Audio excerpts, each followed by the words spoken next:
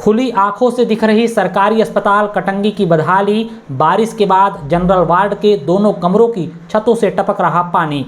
सामुदायिक स्वास्थ्य केंद्र कटंगी नहीं, वीर शिरोमणि महाराणा प्रताप सामुदायिक स्वास्थ्य केंद्र कटंगी। कुछ महीने पहले यही नाम हो गया है अस्पताल का, बस नाम ही बदला है। सुविधाएं और व्यवस्था आज भी पुराने ढर्रे पर चल रही हैं। सोमवार की रात से लगातार हो रही बारिश के बाद स्वास्थ्य केंद्र की सही तस्वीर सामने आ गई है और इस तस्वीर को हर कोई खुली आंखों से देख सकता है। अस्पताल के जनरल वार्ड और प्रसव कक्ष की ओर जाने वाली छत से पानी टपक रहा है। जिस कक्ष में स्टाफ नर्सों की बैठक व्यवस्था है, उस कमरे में भी पानी टपकता है, जिससे अस्पताल कर्मचारियों के साथ ही इलाज के लिए आने वाले मरीज और उनके परिजनों को परेशानी झेलनी पड़ रही है। बीते दिनों एसडीएम मधुवंतराव ध्रुवे ने अस्पताल का औचक निरीक्षण किया था, लेकिन तब बरसात नहीं होने के कारण उन्हें इस तरह की खामियां ना तो दिखाई दी और ना ही अस्पताल प्रबंधन ने बताया होगा। वैसे भी अधिकारियों को निरीक्षण के नाम पर खामियां कम ही दिखाई देती है। किसी भी सरकारी सिस्टम की कमियों को देखने के लिए आम आदमी बनना पड़ता है, जिसे सरकारी सुविधाएं पाने के लिए हर दिन परेशान होना पड़ता है। खैर, बात सरकारी अस्पताल कटंगी की हालत को लेकर हो रही है। इस अस्पताल को सिविल अस्पताल बनाने की तैयारी काफ़ी पहले से की जा रही है। कुछ समय पहले अस्पताल की छत का एक हिस्सा तेज आंधी तूफान की वजह से उड़ गया था, जिस पर बड़ी राशि खर्च की गई, जबकि जो छत उड़ी थी उसके और अन्य निर्माण कार्य पर पहले ही कई लाख रुपए खर्च किए गए थे। अस्पताल में छत से टपकने वाले पानी से वार्डों के पलंग व बिस्तर भीग रहे हैं। कमरे में पानी भरने से मरीजों और परिजनों को काफ़ी परेशानी होती है।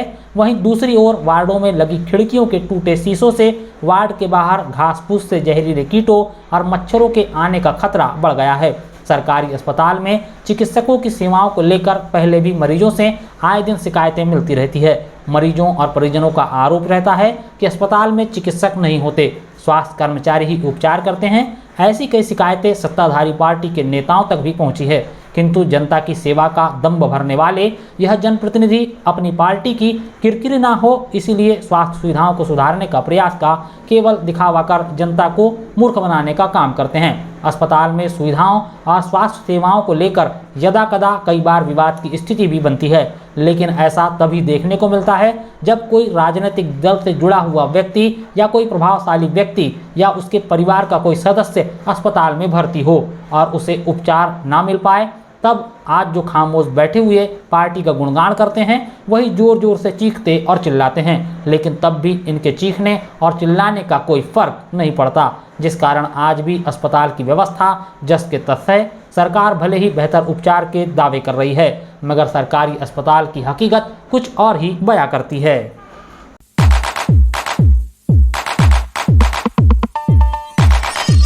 महकेपार में 70 वर्षीय वृद्ध की अज्ञात ने की हत्या, जांच में जुटी पुलिस।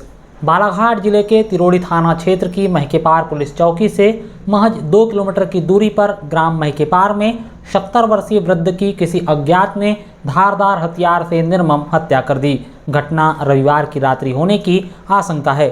नागपुर में रहने वाले मृतक के परिजन यानी बेटों को मंगलवार की सुबह पिता की हत्या होने की जानकारी मिली, जिसके बाद वह महकेपार पहुंचे और पुलिस को सूचना दी। सूचना मिलते ही अनुविभागीय अधिकारी पुलिस माणकमणि कुमावत, तिरोड़ी थाना प्रभारी जयंत मरसकोले और चौकी प्रभारी सुरेंद्र उइके मौके पर पहुंचे। महकेपार चौकी पुलिस ने घटना स्थल से शव को बरामद किया और पीएम करवाने के बाद शव परिजनों को सौंप दिया है। वहीं पुलिस अब हत्यारे की तलाश में जुट गई है। घटना स्थल पर डॉग स्क्वाड और फॉरेंसिक की टीम भी पहुंची, जिसने घटना स्थल पर साक्ष्य एकत्रित किए हैं। मिली जानकारी अनुसार महकेपार निवासी घनश्याम कोटेकार उम्र 70 वर्ष की किसी अज्ञात ने हत्या कर दी। घनश्याम के 2 पुत्र हैं, मगर दोनों ही नागपुर में रोजी रोटी कमाकर अपने परिवार का पालन पोषण करते हैं। घनश्याम की पत्नी लकवाग्रस्त है और अपने बेटे के साथ नागपुर में ही निवास करती है। घनश्याम महकेपार में अकेले रहते थे। रविवार की रात किसी अज्ञात ने उनकी हत्या कर दी। पता चला है कि गांव के ही एक सीसीटीवी कैमरे में संदिग्ध कैद हुआ है, जिसकी पुलिस तलाश कर रही है। मृतक के पुत्र कमलेश कोटेकार ने बताया कि सोमवार को पूरा दिन जब उनके पिता ग्रामीणों को दिखाई नहीं दिए, तो आसपास में रहने वाले लोगों ने मंगलवार की सुबह उनके घर की तरफ जाकर देखा तो पिता का शव पलंग में पड़ा हुआ था, जिसके बाद ग्रामीणों ने उन्हें जानकारी दी। मृतक के पुत्र कमलेश ने किसी पर हत्या का संदेह तो जाहिर नहीं किया, किंतु वृद्ध की हत्या क्यों की गई यह सभी के समझ से परे है। हत्या किसने की है इसकी जांच पुलिस कर रही है। पुलिस जांच के बाद ही हत्या की वजह सामने आएगी। पुलिस ने घटनास्थल से एक गमछा बरामद किया है। संभवतः गमछा हत्यारे का होने का अनुमान है। वहीं घर के भीतर अलमारी खुली पड़ी थी। महिकीपार चौकी प्रभारी ने चर्चा करते हुए बताया कि शीघ्र ही हत्या आरोपी को गिरफ्तार कर लिया जाएगा। उनका नाम है घनश्याम कोटेकर, उनका बेटा भी मैं बड़ा कमलेश कोटेकर। कैसे क्या हादसा हुआ? ये आज सुबह पता चला हमको कि सो के उठ नहीं रहे बोले, और मैं नागपुर से निकला, फिर उनने घर के आजू बाजू वालों ने देखा उनको, तो उनका खून, मुँह पे खून लगा हुआ था।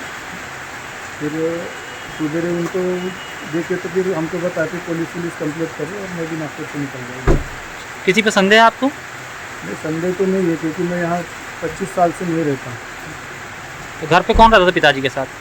घर पे कोई नहीं रहता, मम्मी तो पैरालाइज हुआ है, इसलिए उनको मैं उधर ही नागपुर रखता हूँ। तो आपके पिताजी घर पे अकेला रहते थे? अकेले रहते थे।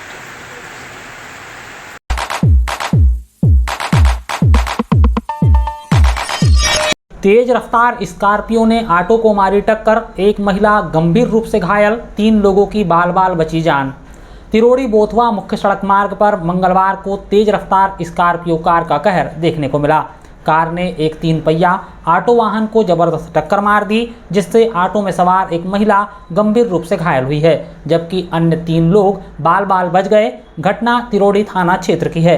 प्राप्त जानकारी अनुसार MP 22 R 4155 ऑटो तिरोड़ी की तरफ से सवारी लेकर बोथवा की तरफ आ रही थी, जिसे स्कॉर्पियो वाहन क्रमांक CG 04 PS 3159 ने जबरदस्त टक्कर मार दी।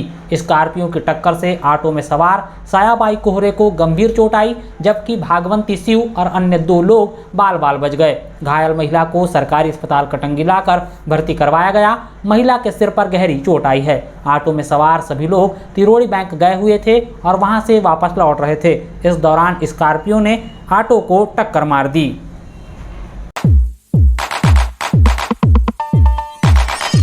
कटंगी बोनकट्टा मुख्य सड़क मार्ग पर विशालकाय पेड़ गिरने से करीब 5 घंटों से आवागमन बाधित।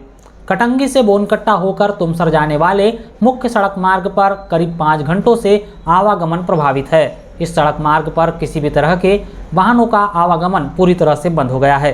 दरअसल गर्रा चौकी के पास दोपहर में विशालकाय पेड़ धराशायी होने की वजह से मुख्य सड़क मार्ग पर आवागमन पूरी तरह से बंद है।